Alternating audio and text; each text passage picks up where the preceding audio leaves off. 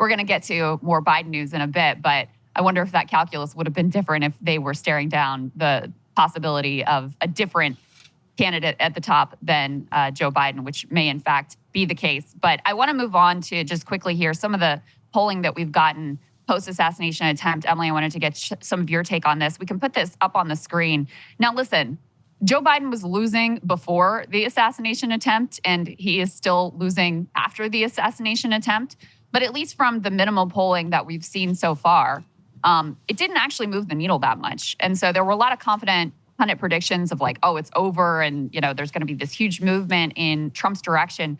So far, that hasn't really shown up. And I wondered what you made of that, Emily, because my own thinking was that you'd already had a lot of movement away from Biden in the wake of his disastrous debate performance. And I'm just not sure, given how polarized, like partisan polarized we are, how much more of a shift there can really be towards Trump among those who are on the fence, since a lot of that had already come right after the debate disaster for Biden. Yeah, I've always thought Donald Trump had a ceiling, and I think most people have made the same assumption that, their numbers, by the way, 2 on 2, nobody's really ever getting over 50%. I think Biden may have in his favorability at the beginning of his presidency, but obviously polarization makes that such that it feels like anybody with the sort of R or D next to their name in the presidential ticket is going to have a ceiling. And does Donald Trump, sort of rising after taking a bullet to the ear change that? Maybe a little, but I don't think significantly there's just any room for that in American politics now. But I will say the RNC, people here are projecting confidence. And I think J.D. Vance, the pick of J.D. Vance is a projection of confidence. Donald Trump didn't pick someone who would, bring in a critical swing state, didn't bring someone who would shore up support among a demographic. Maybe the logic was that Tim Scott could help continue to eat away at Democrats' margins with the black vote in an election where that will matter a whole lot. That's not what he did with J.D. Vance. And so I do think there's a sense of confidence and shifting priorities, but there's also a pivot or attempted pivot to boringness. That's kind of what I meant earlier about J.D. Vance, that it was very buttoned up and contained. And I think they want Biden now to be the chaos candidate. And that's what Republicans are going for. But I think even that in and of itself speaks to the fact that everyone has a ceiling with just a little bit of wiggle room where independents are involved and turnout is involved. And that's where the fight really is from now until November.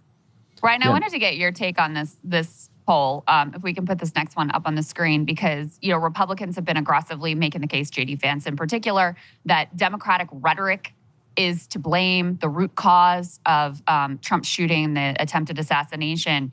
And I'm not sure that was really a smart direction for them to go in, because if you're fighting an election on the grounds of which party has more sort of inflammatory and divisive rhetoric, that's just not really the rep that Joe Biden has at this point. So the number one root cause that people point to is deranged shooter, which we have some new reporting we'll get to later about what he was searching for that I think very much matches that root cause determination. The next highest, just barely behind that, was Trump and his own rhetoric. And then you get to the rhetoric of Biden and Democrats at just 13% of people who are putting the blame there. So, it kind of reminded me in a bizarre way, Ryan, of when Biden gave that disastrous debate answer about abortion, where Democrats were like, oh, this is easy, you knock this out of the park. And then he turns the conversation immediately to an undocumented immigrant raping and murdering someone. You're like, why would you ever bring this up? Because this is the worst possible landscape for you to fight on. I sort of feel like that with Republicans, and now wanting to fight on the ground of like, which party is more buttoned up and responsible with the nature of their rhetoric at this point. Yes, and that poll is done by Harris X, which is a terrible pollster, but leans very Trumpian. And so, if those are the results that they get, you can pad them actually probably a little bit higher in that direction. I think it might have mattered if the shooter's motivations had been different. Like, let's say we turned out it's some Antifa kid, who was really out there to like stop Trump from becoming president again. Like for a second, that's what that's what the right thought they had with this. They started blaming this poor Italian guy who was asleep at the time. If that had proven to be the case, maybe the numbers move slightly in there, and you get some kind of bump towards Trump. But when it emerged that, and it's also kind of a sad testament to American culture that we were so quickly able to code this shooter.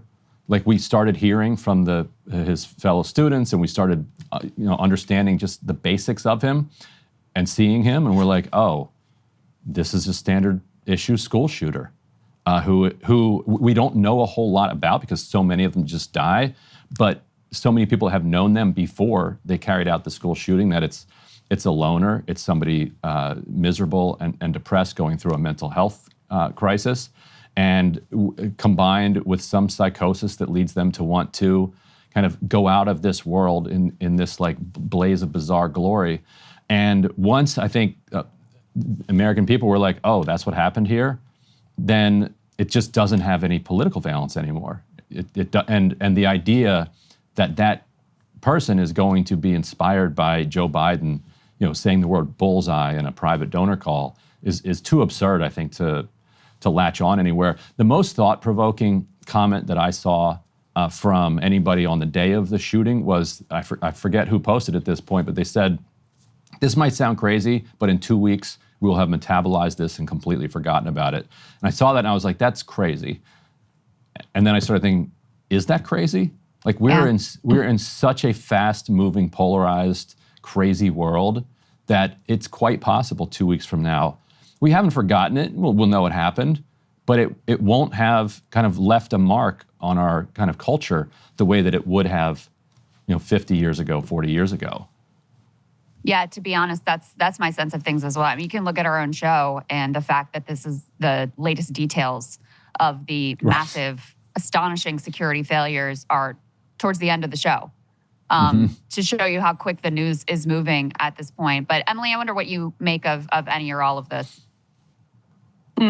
Yeah, I mean, I think a lot of this depends on a couple of moving parts right now. One, just in the last 24 hours, it has looked like we are getting signals from Joe Biden's camp, although they are still vehemently denying them publicly, that lay the groundwork for a potential dropout. So it started with, I think it was Jeff Zeleny, who said that a senior Democratic advisor said Biden may now be open to dropping out of the race. And then Biden himself was diagnosed with COVID and is looking rather feeble in some of the videos of him getting on and off the plane into a car.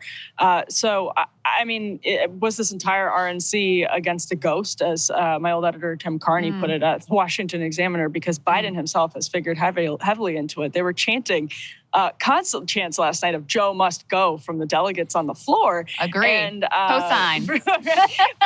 And a lot of Democrats would co-sign it too. And that may all be a moot point. Not so long in the future. So I think that depends. A lot of this depends really heavily on that, because Trump with his fists in the air, juxtaposed with some of the memes of like Biden tripping up the Air Force One stairs, that I think does give some power to what Donald Trump went through. And the second one, we keep coming back to this, but it's what Donald Trump says tonight. And we have basically no indication of what Donald Trump is going to say, other than he swapped out what he called a real rip-roarer for a new speech. But we don't know what that means. And we still don't fully know. Donald Trump has been very consciously stoic all week. You see him, I've been looking down at him during every speech, like focused on his reactions. He has not been giving a lot of reaction. And so how he handles this personal trauma, honestly, and kind of a national trauma for everybody too, how he handles that, I think is still an open question. And how it might affect numbers going forward, I think does kind of depend on both of those two things a lot. Yeah. I mean, again, let me be clear. Joe Biden is losing this race. He's losing every battleground state. We already had all the images of him being incredibly feeble. We've got a new one we can show you today of him like having to be helped into his car seat by his aides. And he was just diagnosed with COVID. I mean, all of that is already there. It's not that surprising to me that it didn't move the numbers even more against Joe Biden. But Emily, thank you so much. You're doing a fantastic job on the ground there. We're so lucky to have you on the ground bringing us reporting from the RNC. And, I'm sure we will be talking to you more about what Trump does have to say when he speaks primetime tonight. Thanks, guys. Yeah, they actually brought the old Breaking Point set to Wisconsin. So it's nice to be back in the comfortable brick prison. Yeah, no, I will never escape it. I will never escape it. All right. Love you, Emily. See you soon. Thanks, guys. Hey, if you like that video, hit the like button or leave a comment below. It really helps get the show to more people. And if you'd like to get the full show ad-free and in your inbox every morning, you can sign up at breakingpoints.com. That's right. Get the full show, help support the future of independent media at breakingpoints.com.